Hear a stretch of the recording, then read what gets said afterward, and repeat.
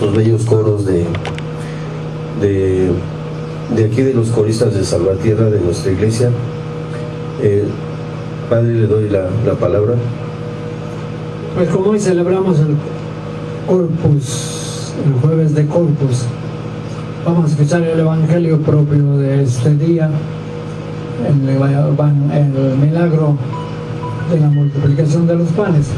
Yo te rogaría que nos hagas favor de leérnoslo para ubicarnos en el mensaje del Evangelio y poder conversar sobre él. Cómo no, Padre, con mucho gusto. Del Santo Evangelio según San Lucas. Gloria a ti, Señor. En aquel tiempo, Jesús habló del reino de Dios a la multitud y curó a los enfermos.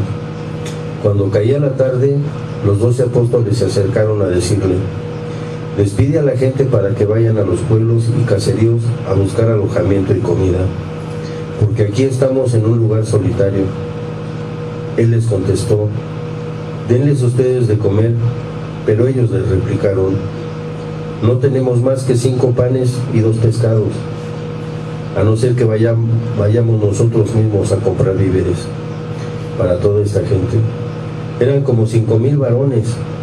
Entonces Jesús dijo a sus discípulos: hagan que se sienten en grupos como de 50. Así lo hicieron, y todos se sentaron. Después Jesús tomó en sus manos los 5 panes y los 2 pescados, y levantando su mirada al cielo, promocionó sobre ellos una oración de acción de gracias. Los partió y los fue dando a los discípulos para que ellos los distribuyeran entre la gente. Comieron todos y se saciaron, y de lo que sobró se llenaron 12 canastos. Palabra del Señor. Gloria a ti, Señor Jesús. ¿Cómo ves el Evangelio de un milagrazo? Un milagro de Jesús, de Dios nuestro Señor, que enfrente de los apóstoles lo hace enfrente de ellos y de 5,000 personas. Un milagrazo, pero milagrazo como decíamos los mexicanos. Milagro. Grande, y rico y hermoso, donde se dibuja el poder de Jesús, que tiene poderes más allá de lo humano, llega hasta lo divino, puesto que es Dios y hombre al mismo tiempo. Y aquí en este milagro ahora se presenta compadeciendo a aquella multitud que tiene hambre. Es hermoso ver a una persona que se compadezca de una multitud que sufre por pobreza, por miseria, por falta de trabajo o por falta de cultura, lo que fuere. Exactamente, Padre, todos estamos con hambre de educación, de cultura, no nada más hambre de comer, sino tenemos hambre también de salir adelante con nuestras personas propias y con nuestros hijos, nuestras familias y todos quienes nos rodean. Pues sí, de hecho tenemos nosotros mismos aquí en nuestra patria multitudes de campesinos, de indígenas, de personas que viven en los cinturones, en las ciudades, en los cinturones de miseria,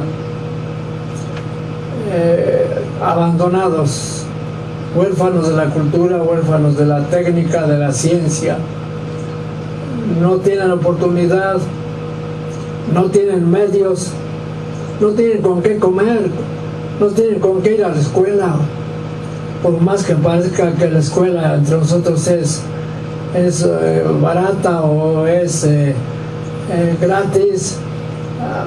La miseria nos esclaviza, nos domina. Nos esclaviza y tienen hambre de educación también. Mucha necesidad. Jesús esa vez los vio necesitados de tortillas, de pan. Ellos comían pan, quiso darles una ayuda de emergencia. Y entonces le decía a sus discípulos la necesidad de aquellas personas, les advierte. Pero ellos no saben qué hacer, porque es mucha la gente y ellos están impotentes. ¿Qué pueden hacer ellos? Les dicen: solo tenemos, ¿cuánto? 5 panes y 2 pescados. ¿Qué es eso para tantos? Nada. Nada, Padre, no es nada. No, imposible. Pero para Jesús sí es suficiente. Por eso les dice, acérquenmelos. Le acercan los 5 panes y los 2 pescados. Jesús hace su oración de acción de gracias, eleva su mirada al cielo y saca de esos cuantos panes un manantial de panes. Panes y panes y panes y nunca se agota. ¿Cómo le hizo? Es un milagro, Padre. Pues sí, solo el poder de su divinidad, de su amor, de su ternura. Es un milagro. De modo que a los apóstoles también les dio una orden. ¿Qué les dijo? Ustedes organicen. Sí, les dio su trabajo para que les dieran de comer, organizar, darles de comer a 5,000 personas. Que organicen a la gente como en grupos como de 50. Exactamente, que vendrían siendo 100 grupos de 50. Aproximadamente. Y luego a llevarles, a servirles a esas 5,000 personas. Qué hermoso. Y les sirvieron y comieron todos, que ya tenían mucha hambrita. Ya bastante, Padre, ya, imagínense. Y todos comieron hasta saciarse. Pero no solo eso, sino que Jesús ordenó que recogieran luego la pedacera para que no se desperdiciara. Jesús no es desperdiciado, y generoso, pero no desperdiciado. Recogieron, ¿y cuánto fue lo que recogieron? Recogieron 12 canastos de aproximadamente, me imagino que de 1 metro de diámetro cada canasto. Bueno, tienes mucha imagino, quién sabe. Es mucha imaginación, pero bueno. Pero sí les tocó mucho también a los apóstoles. Después de ese trabajo tan grande que les dio nuestro Señor de Jesucristo. 5 panes y 2 pescados. Bendito sea Dios. Pero es que este milagro también es como un anticipo de la Eucaristía, de lo que celebramos hoy, que venía a completar la grandeza del milagro de la Eucaristía, de su cuerpo y de su sangre, donde con un pan alimentó a los 12 y después con ese mismo pan alimentará a toda la gente. Exactamente, puede ser pan de evangelio también, Padre. También el pan de evangelio, porque la palabra de Dios también es banquete. Claro.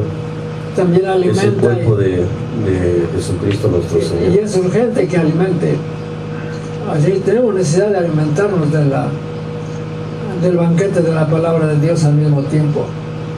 Pero este milagro anuncia lo que iba a ser lo que hoy celebramos en el Jueves de Corpus, el milagro de la Eucaristía que iba a donar al mundo, y lo anticipa, de alguna manera lo refleja en la multiplicación de los panes.